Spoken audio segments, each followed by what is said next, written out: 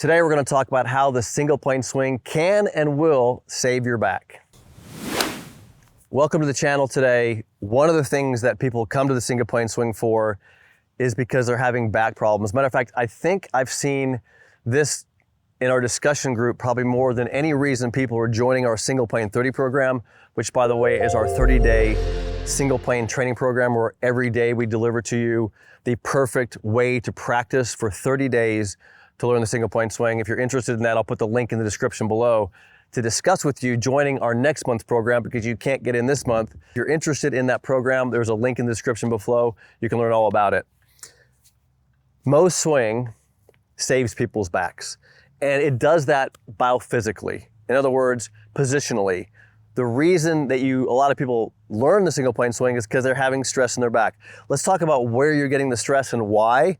And then I'll show you how the single plane swing is removing it. Here's the reason you have stress in your back. And this is really derived conventional golf. When you are a conventional golfer and they teach you to set up with your arms hanging down below your shoulders and you're pretty close to the golf ball, you actually have a problem you've created. You have a plane of your arms hanging down, you got the plane of the golf club. So you're really on two planes here. Now, that's a little bit of a problem because you're not going to impact on two planes. You're going to basically, when you swing this club, see all the mass on this club head, when you swing it, it's going to try to line up with the arm. So this angle you've created is going to try to create a single line. So you're going to try to lift this angle. The problem is you're so close to the ball that as you have to do something, you have to lift your body to make room for the arms. So as you're lifting your body and trying to make room for these arms, you're pushing up. But remember, you're also swinging down. So you're swinging towards the ball, arms are lifting, pushing up, and now you see what's happening to this midsection of my body. You're going down as you're going up and you're turning. Okay.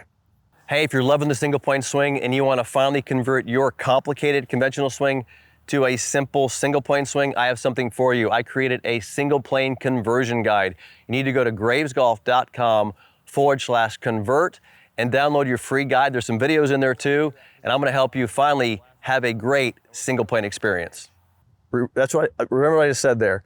You're going down as you're pushing up, as you're turning. And what happens is, right here in my lower back, and you guys have experienced this, as you're going down and you're turning, you're pushing up, you're putting stress inside your back. It's called compression. You're compressing this.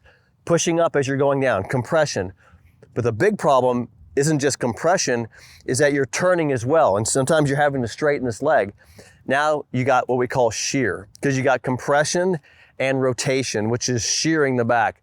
So not only are we pushing something together, we're also twisting it. And so if you're experiencing back pain, it's because you're going up, down, and turning with shear. So the question is, and if you look at Mo's swing, when he sets up, he goes into a single plane. Now, notice the space he has now. He's not close to the ball anymore, he's reaching.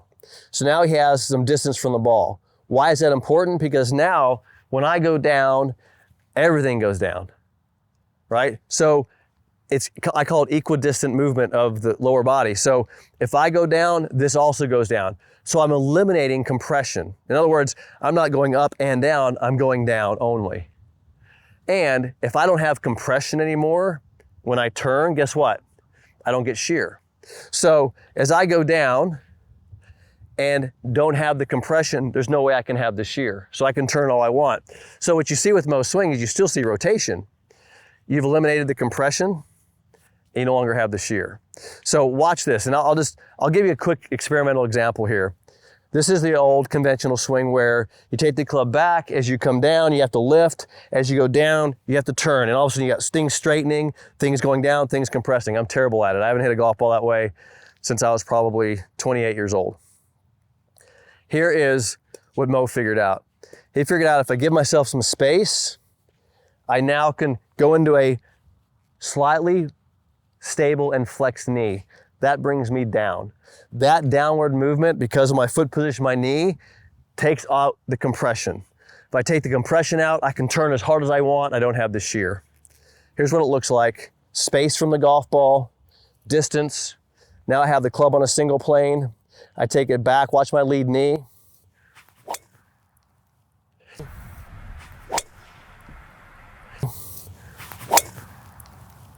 And you see what happens is I hit into this knee. See, no compression. I go straight down, stable, and I rotate through it. I no longer have the shear. You're gonna save your back from the space that you create, the single plane position, and hitting into the proper lead leg position will take out the compression, which takes out the shear. Hope that helps you understand how we're saving your back and why so many people are adopting the single plane swing and how we're helping them. Click the bell icon, give me a thumbs up, send this video to a friend who has a bad back. I wanna help him too. I'll see you in the next video.